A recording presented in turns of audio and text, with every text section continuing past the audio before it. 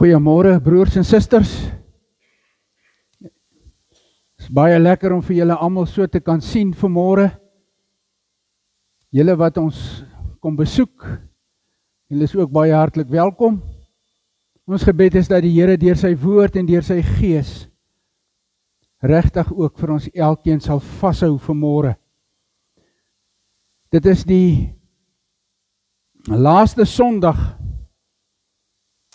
van 2025. So mag hierdie laaste paar dae van 2025 vir jou goed wees. Mag jy die guns en die genade van die Here ontvang in hierdie laaste paar dae. Maar mag die eerste dag en die res van 2026 vir jou baie goed wees en geseënd wees. En mag jy die genade en die teenwoordigheid van die Here op 'n besondere manier ervaar, ook in die jaar wat kom. So geliefdes, net so paar sake vir aankondiging.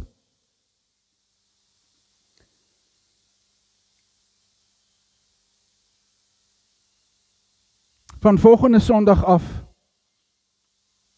is ons eredienstyd nie 9 uur nie, maar 8:30. So as julle 9 uur kom, dan is julle welkom om in te kom. Maar dan gaan julle so 'n bietjie mis. So onthou dit net asseblief. Fanie het net ook gesê, is die laaste Sondag van 2025 en die laaste van 9 uur. So is nou 8:30 van Sondag af wat kom. Ons sal dit bekend maak nog steeds soos wat ons aan die gang is, maar onthou dit asseblief. En dan ons verjaarsdag soos wat ons dit hier het, Vrydag die 28ste, so dis Vrydag wat nou net verby is, was dit Leanne van Eck, en dan Susan Davel is Vrydag die 2de Januarie, Rina Smit Vrydag die 2de Januarie, Anke Nehaus die 3de Januarie en Anton Klopper die 2de Januarie. So, ekskuus, is dit vandag? Ag, baie dankie man. Ek dog dit is Vrydag gewees. Ek sê vir Christina, net vir interessantheid, ek sê vir haar, Vrydag aand, sê ek vir haar, ja, dit was nou 'n lekker donderdag gewees, nee. So my tye is heeltemal deurmekaar die afgelope paar dae. So gelukkig het die Here vir my reg gehelp, anders was ek nie hier vandag nie. Het ek eers môre opgedag. Dankie Johan dat jy vir my reg help. Ek waardeer dit altyd as jy vir my reg help. Is vir my goed. So baie hartlik geluk vir julle almal wat verjaar vandag en dan ook hierdie week. Anke, wat jy's hierso? Sy sit daar agter die pilaar. En mag hierdie nuwe lewensjaar vir julle die beste wees wat julle nog beleef het. Dis my gebed vir julle elkeen. Rondom voorbidding, ons bid vir oom Duif nog steeds, vir Tannie Rietie, ook daar van die ouete huis, vir Eileen Viljoen, ons bid nog steeds vir hulle.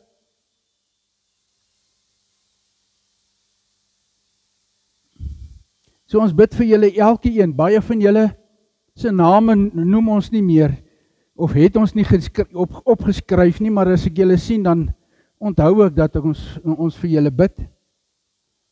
So mag die Here regtig vir elkeen van julle wat siek is en 'n probleem het, nie net liggaamlik nie, maar ook emosioneel. Daar's baie mense wat hierdie jaar geliefdes aan die dood afgegee het, wat in rousmart en trauma is, as ander ouens wat sukkel met ander dinge. So mag die Here vir elkeen wat gebed nodig het, baie naby teenwoordig wees. U ken nou al hierdie prentjie van die vrug van die Gees. So geliefdes, as ons vanmôre so by mekaar is, dan raak ons bewus van dit wat diep binne in ons is.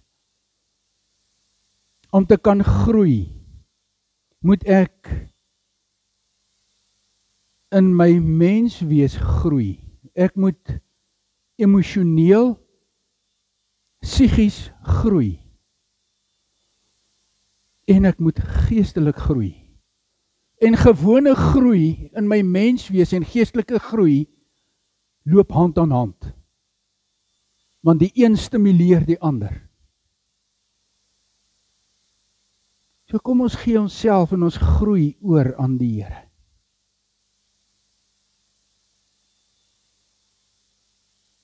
Vader, wanneer ons so by mekaar is vanmôre, dan is dit ons gebed. Dat ons lewe steeds deur die Gees van God beheers sal word. Dit is ons gebed dat ons onsself steeds deur die Gees sal laat begelei.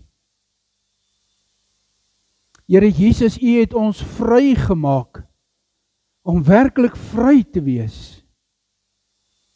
En daarom sê U woord, staan dan vas in hierdie vryheid. Ja, Here, ons is tot vryheid geroep.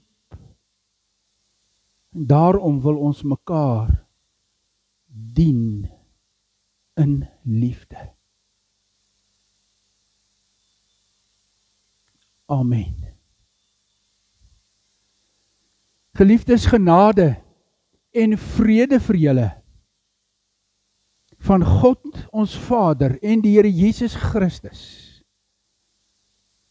Hom het God gegee vir ons sondes, sodat ons deur hom verlos kan wees uit hierdie goddelose wêreld.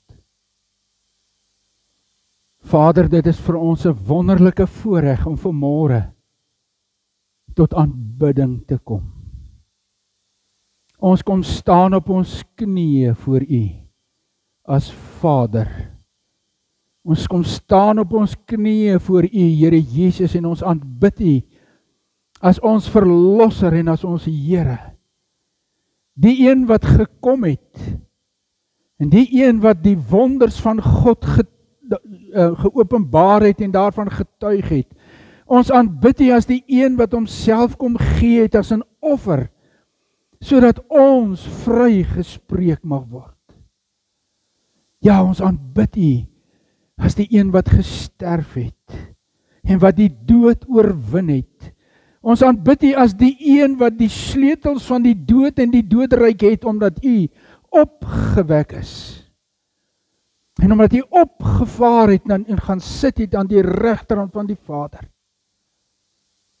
Ons aanbid U omdat U heers en regeer deur die Heilige Gees.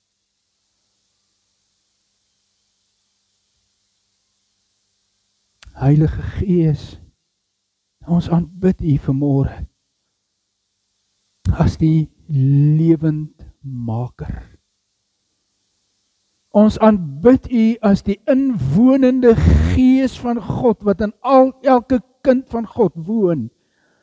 Ons aanbid U as die een wat die vrug van God, die karakter van die Vader, in ons kom deponeer. Ons aanbid U, o Heilige Gees, as die een wat die karakter van die Here Jesus aan ons openbaar. U kom om ons te oortuig van ons verlorenheid.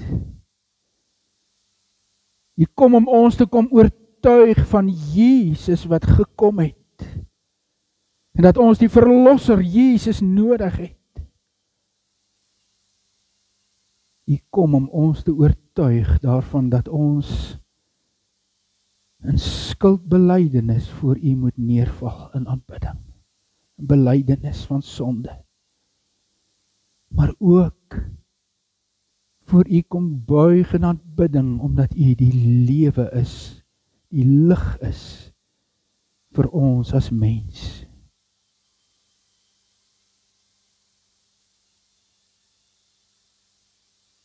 Here, soos Dawid dit gesê het, wil ons dit sê vanmôre. Mag die aanbidding en mag die lof van ons lippe en van ons lewe U verheerlik. Amen.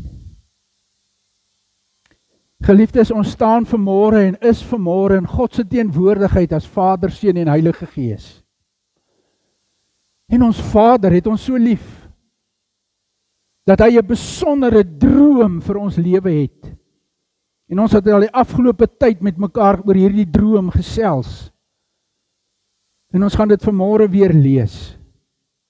Galasiërs hoofstuk 5. Ons gaan lees daar vers 16 en tot by vers 18, dan vers 22, 23, 24, 25. En ek dink 26 is ook op die skerm. Wat ek bedoel is dit: laat julle lewe steeds deur die Gees van God beheer word. Dan sal julle nooit soeg voor die begeertes van julle sondige natuur nie. En wat ons sondige natuur begeer, is in stryd met wat die Gees wil. En wat die Gees wil, is in stryd met ons wat ons sondige natuur begeer. Hierdie twee staan lynreg teenoor mekaar. Daarom kan julle nie doen wat julle graag wil nie. Maar as julle deur die Gees laat lei, staan julle nie meer onder die wet nie. Die vrug van die Gees is liefde, vreugde, vrede, geduld, vriendelikheid, getrouheid, goedhartigheid, nederigheid, en ons het gesê nederigheid word sagmoedigheid en selfbeheersing. Teen sulke dinge het die wet niks nie. Die wat aan Christus Jesus behoort, het hulle sondige natuur met al sy hartstogte en begeertes gekruisig. Ons lewe deur die Gees, en laat die Gees nou ook ons gedrag bepaal. Ons moenie verwaand wees, mekaar uittart, of op mekaar afgunstig wees nie. Nou geliefdes, as ons na hierdie prentjie kyk wat nou al ook vir ons bekend geword het, die vrug en die bloeisels en klein vruggies aan die boom. Dit getuig van die groei en die ontwikkeling van die vrug aan 'n vrugteboom. Maar dit vertel vir ons en dit connect terug, het 'n konneksie terug met die vrug van die Gees wat in ons ontwikkel en wat tot vrug kom in ons lewe. Ek het dit al 'n paar keer gevra, soos wat ons in hierdie reeks aan die gang is. Ons is vanmôre by die heel einde daarvan. Dis die laaste eienskap van die vrug van die Gees wat ons met mekaar doen vanmôre.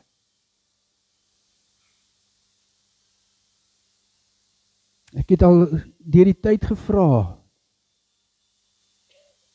julle wat die woord al gereeld gehoor het en betrokke was en hier was in die eredienste, al was julle nie hier nie, hoe het die vrug van die Gees, die karakter van die Vader en van Jesus deur die Gees in jou al reeds ontwikkel? Hoe ver het dit al ontwikkel? Sien, want ons het vir mekaar gevra, toe ons begin het met hierdie reeks, hoe skep die Skeppergees 'n nuwe jy? Met ander woorde, hoe word ek en jy nuut in die Here Jesus Christus? En het ons vir mekaar gesê deur hierdie gedeelte, dat God op die ou einde vir ons riglyne gee, om ons lewens te evalueer. En ons het na die vrug van die Gees geluister, en vanmôre gaan dit oor die vrug van selfbeheersing. Die vrug van selfbeheersing.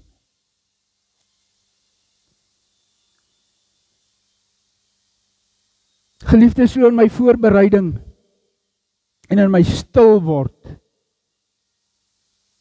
het ek vir myself gevra, hoe pas hierdie vrug selfbeheersing in? En toe het ek vir myself 'n klomp vrae gevra, en ek wil onder andere vir julle ook weer vrae vra, net om ons gedagtes te stimuleer. Was daar al 'n geleentheid waar jy beheer verloor het oor jou voertuig? Het dit al met jou gebeur dat jy beheer verloor het oor jou voertuig?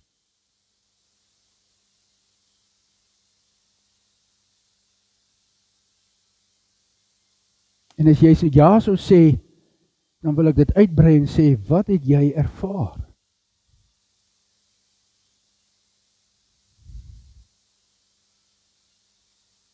Ek wil dit op 'n ander manier vra, miskien bestuur jy nie graag nie. Het jy al by 'n geleentheid beheer verloor oor jou emosie? En het jy op iemand anders geskree en geskel?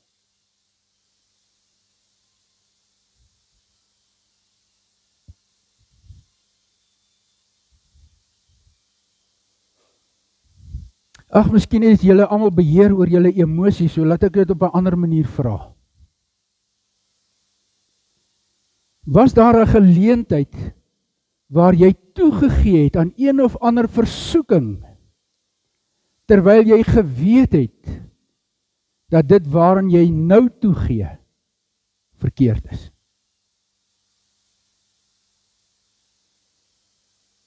Nou geliefdes, ek hoop dat met een van hierdie 3 vrae ek iets in jou kan wakker maak van 'n geleentheid waar jy nie in beheer was nie. So as die Here praat oor die vrug van selfbeheersing, dan het ek vir my gevra, wat beteken dit as ek en jy met mekaar moet praat oor selfbeheersing, en ek moet vir julle vanuit die woord uit vanmôre sê, dat die Gees sê, jy moet jouself beheer. Wat beteken dit? Sien geliefdes, dit beteken, die Griekse woord is eintlik 'n samestelling van 2 woorde wat beteken en dit is in kratos, krag, of mag, sterkte. So, selfbeheersing is 'n Griekse woord wat sê, in sterkte, in jou mag wat jy het, moet jy optree. En selfbeheersing beteken dan, in jou mag wat jy besit, moet jy jouself beheer, in jou hande kry, sodat jy nie buite beheer geraak soos 'n voertuig wat gly op 'n nat pad, of iemand wat beheer verloor oor emosies en woedend raak, of iemand wat toegee aan sonde nie.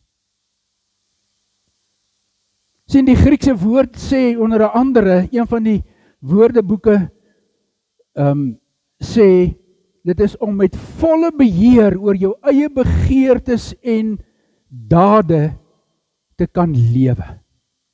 Dit is om jouself so te kan beheer, dat jy in jou gedrag, en ook in dit wat jou gedrag stimuleer, hierdie diepste innerlike emosies, gevoelens, waardesysteem in beheer het,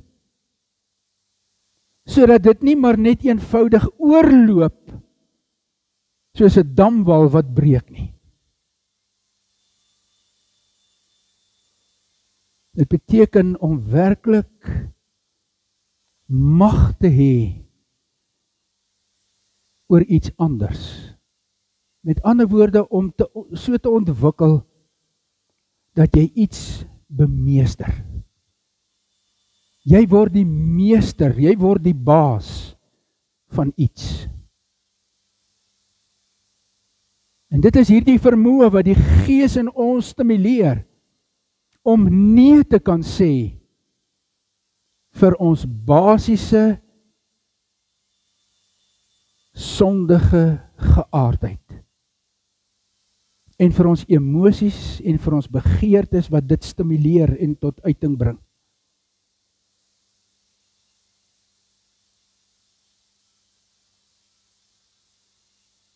Geliefdes, ek het nog 'n paar definisies hier uit die woordeboeke uitgehaal.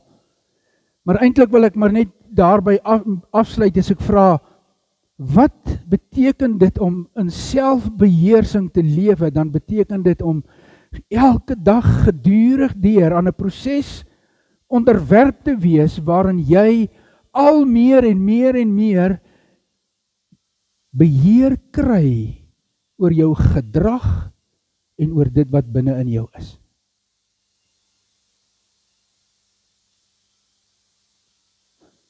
As ek die woord reg lees, dan hoor ek dat selfbeheersing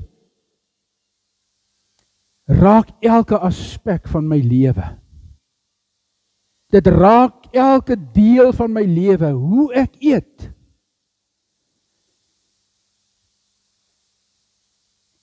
En nou bedoel ek nie met 'n mes en 'n vurk nie.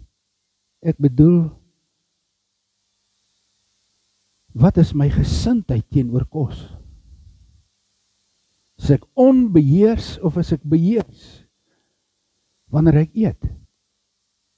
Gaan oor oefening. Dit gaan oor wanneer ek in die oggend uit die bed uitklim en die wekker my wakker maak. Ons het mos 'n spreekwoord wat sê ek klim met die verkeerde voet uit die bed uit.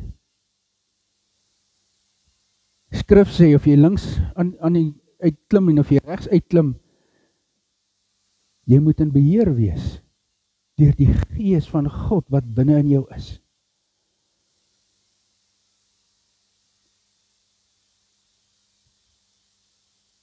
Die woord sê, iemand wat sonder selfbeheersing leef, het 'n groot probleem. Hoor net, hy sê hier in Spreuke 16, vers 32, 'n geduldige mens het meer waarde as 'n bedrewe vegter. 'n Mens met selfbeheersing het meer waarde as iemand wat 'n stad inneem. En dan sê aan die ander kant, Spreuke 25 vers 28, 'n stad sonder 'n muur om hom te beskerm, so weerloos is 'n mens as hy nie selfbeheersing het nie. En julle weet mos in die tyd toe die skrif vir ons geskryf is, was elke stad en dorp omring met 'n muur om die vyande uit te hou en om die slegte uit te hou en om te beskerm en te beveilig. So as ek nie selfbeheersing het nie, sê die woord, dan is ek weerloos, want ek het geen beveiliging, geen beskerming teenoor my emosie, die sonde en dit wat binne in my sit nie. Sien geliefdes, selfbeheersing is deel van die vrug van die Gees. Ons het dit vir mekaar hier gelees. En ek het vir myself gevra, Here, hoekom eindig U met selfbeheersing? Hoekom het U dit nie heel eerste gesit nie? Nou weet ek nie wat so aan jy geantwoord het as jy jouself daardie vraag gevra het nie. Want sekerlik is liefde die grootste, so sê die woord in 1 Korintiërs 13. Maar nou het ek gewonder, is dit nie omdat die vrug van die Gees, liefde, vreugde, vrede, geduld, vriendelikheid, goedhartigheid, nederigheid en al daardie ander dinge, is dit nie selfbeheersing die laaste, omdat selfbeheersing eintlik 'n sleutel is om hierdie ander te laat groei in jou lewe nie. Want as ek myself nie beheer nie, kan ek nie liefde lewe nie. Dan word ek liefdeloos. As ek myself nie beheer nie, dan kan ek nie in vreugde ook my lewe deel nie. Want dan sal hierdie lewe my totaal onkant vang. As ek nie in selfbeheersing lewe nie, dan sal ek nie in vrede met julle wil lewe nie.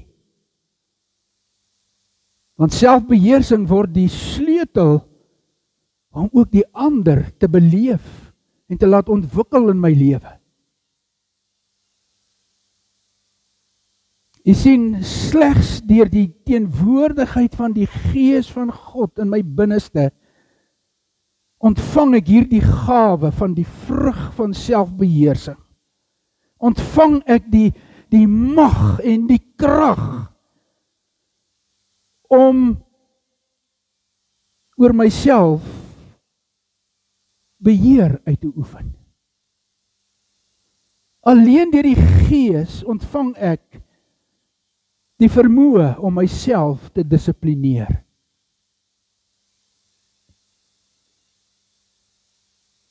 Want dit staan geskryf in 2 Timoteus 1 vers 7. Die Gees wat God ons gegee het, maak ons immers nie lafhartig nie, maar dit vul ons met krag en liefde en selfbeheersing. U weet dit mos, geliefdes, dat ons in Christus nuut is. Dat ons 'n nuwe mens is in Christus en dat ons volgens die woord daagliks al meer word wat ons in Christus is. Die ou is verby, die nuwe het mos gekom. Maar geliefdes, wanneer ons praat oor selfbeheersing, dan is dit net soos by al die ander elemente van die vrug van die Gees.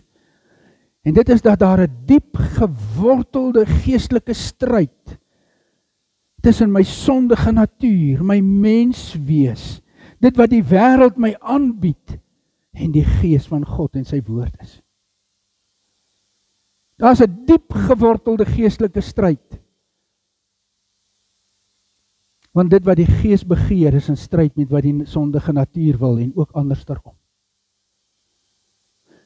Sien, selfbeheersing is op die ou einde nie om te sê ek moet myself beheer in die sin dat ek uit myself uit die mag het om dit te doen nie.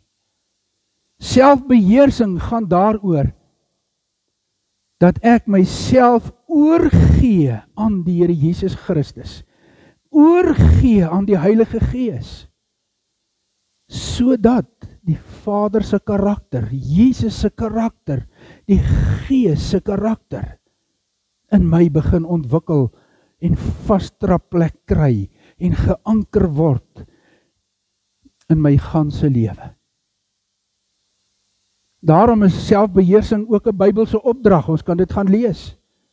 En dit beteken nie dat ek myself maar net met vasberadenheid moet kry op 'n plek waar ek myself in beheer het nie.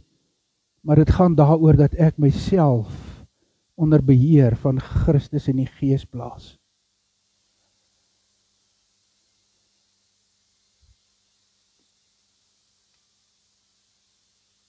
Sien geliefdes, dit is soos Paulus gebruik 'n beeld wanneer hy praat oor selfbeheersing.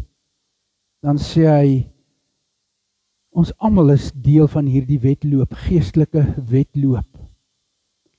En dan sê hy, julle weet mos 'n atleet wat wil goed doen, moet hom of haarself 'n klomp dinge ontsê. 'n Atleet moet oefen.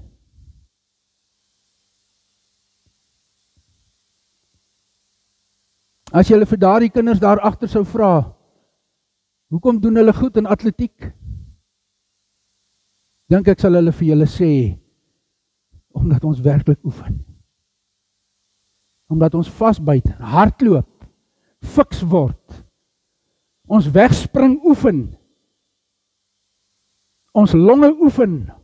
Ons uithou vermoë oefen. Paulus sê, dit is soos 'n bokser wat wat nie in die lug slaan nie, maar wat die kol tref. Hy sê so is dit in ons geestelike lewe met selfbeheersing. En daarom sê hy vir ons in die woord sê vir ons, as ons sonder selfbeheersing is, dan is ons soos 'n stad so blootgestel, so uitgelewer aan vyande en dinge wat gebeur, dat ek myself verloor. Jy sien geliefdes, die woord sê vir ons, sonde, om onbeheers te lewe, is soos 'n siekte gangreen, Engels gangrene. Weet julle hoe werk daardie siekte? Dit is wanneer 'n deel van jou liggaam begin afsterf, begin verrot, begin vrot word, omdat die bloedsomloop nie daardeur gaan nie. Vra vir hom Charlie, hoe werk dit? Hy sê vir julle vertel rondom sy toon, wat hulle geamputeer het.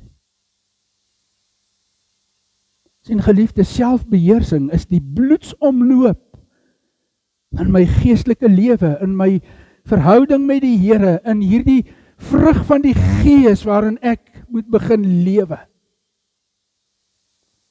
Daarom sê die woord vir ons, as ek en jy selfbeheersing wil toepas, dan moet ons grense stel. Dit is soos om beeste of skape, of bokke, of duwe, of hoenders in 'n hok of kraal te sit, sodat hulle beskerm kan wees in die nag teen die diewe en die aanvallers. Hy sê, stel grense aan jou gedagtes. Ag, hier's 'n klomp gedeeltes. 2 Korintiërs 10 sê, ons neem elke gedagte gevange en ons maak dit gehoorsaam aan die Here Jesus Christus. So wanneer my gedagtes begin rondmaal, dan sê ek nee, kom onder beheer van Christus. Hy sê in Romeine 12, julle moenie aan hierdie sondige wêreld gelyk word nie, maar laat God julle verander deur julle gedagtes, julle denke nuut te maak. Hy sê vir ons in 'n ander gedeelte, Kolossense 3 vers 1 en 4, julle moet strewe na die dinge wat daarbo is. Daarbo beteken, daar waar Christus by die Vader is, in die troonsaal van die Vader. Hy sê, rig julle gedagtes op die dinge wat daarbo is, en nie op die dinge wat op die aarde is nie. En as ek en jy ons gedagtes kan begrens, dan kan ons soos 'n stad die verkeerde buite hou en onsself beveilig. Daarom sê Kolossense 3 verder, en julle kan dit gaan lees. Kolossense 3 praat oor die sonde in 'n mens se lewe, dan sê hy, stel grense aan die uitlewing van jou liggaamlike behoeftes. Hy sê in vers 5, daarom moet julle die aardse dinge doodmaak, wat nog deel van julle lewe is. Jou liggaamse behoeftes, begrens dit, en bring dit onder heerskappy van die Gees en van die Here Jesus. Jou onsedelikheid, onreinheid, welle, slegte begeertes, begrens dit. Hy sê in hierdie gedeelte, begrens jou verhouding teenoor jou geld en jou besittings. Want hy sê, moenie gierig wees nie. Hy sê, stel grense in die uitlewing van jou emosionele belewennisse. Want hy praat verder hier in vers 8, maar nou moet julle hierdie dinge laat staan, woede, haat, nyd, gevloek. Gaan oor jou emosies en die uitlewing daarvan. Kry dit onder beheer, dat die Gees in jou en deur jou sal lewe. Hy sê hier stel grense aan wat jy sê, met ander woorde aan jou taal, aan die manier hoe jy praat en dinge verwoord. Hy sê in hierdie gedeelte,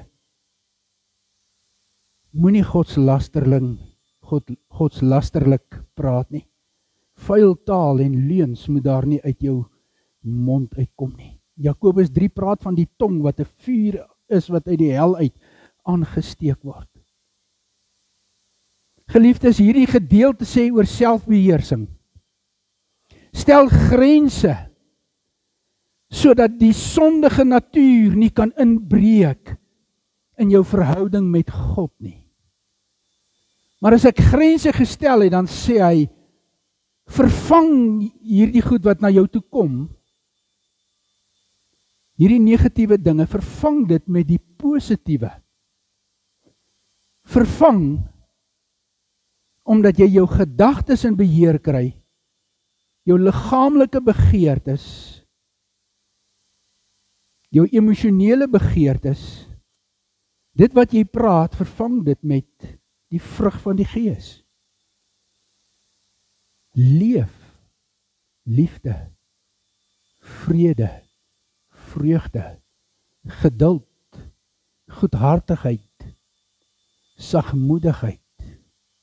Leef dit. Vra dat die Here deur sy Gees werklik vir jou sal bring by 'n plek waar jy met oop hart kan sê, Here, hier is ek. Kom maak my vol. U wat deur die Heilige Gees vir my die krag gee. Ek vat nou verantwoordelikheid en ek oefen my gedagtes. Ek oefen sodat ek kan begrens dit wat nodig is en sodat ek kan vervang wat ek moet vervang met die guns en die goedheid en die teenwoordigheid van die Heilige Gees. Geliefdes, as ons so voor die Here staan, in oorgawe, in aanbidding, in sondebelydenis, wanneer ons so die Gees kom smeek om ons lewens vol te maak, dan sê die woord vir ons die volgende: as ons sondes bely, hy is getrou en regverdig. Hy vergewe ons sondes en reinig ons van alle ongeregtigheid. As een van ons sondig, ons het Jesus Christus die regverdige as voorspraak by die Vader. Hy is die versoening vir ons sonde, nie net vir ons sondes nie, maar ook vir die van die hele wêreld. Geliefdes, en as die Here vir ons so vry spreek, dan dink ek, dit is sinvol om aan die einde van hierdie jaar, en die ingang van die nuwe jaar, ons geloof saam hardop te bely. En daarom wil ek vra dat julle sal staan, en dat ons geloof hardop sal bely. As jy dit glo, praat saam asseblief. Ek glo in God die Vader, die Almagtige, die Skepper van die hemel en die aarde.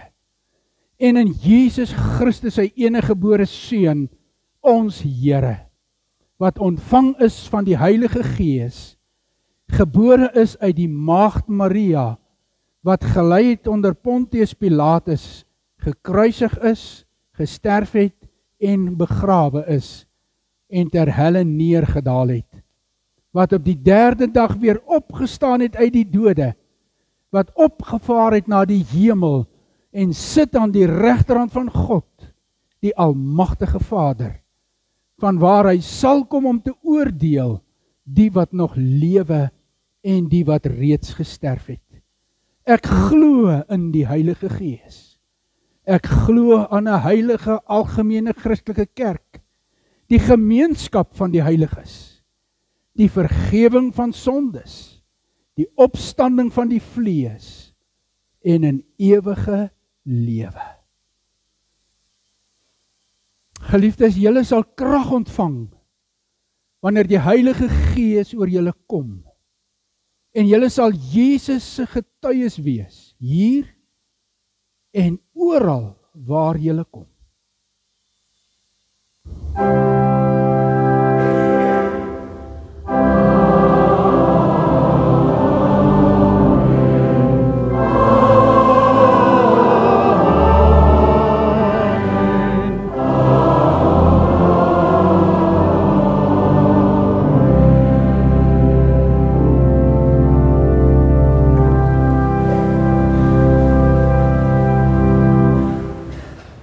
Geliefdes, gaan hierdie ou jaar uit met groot vreugde. En gaan die nuwe jaar in met oorgawe aan die Heilige Gees. Geniet julle dag, geniet julle week. Mag die Here vir julle ryklik seën.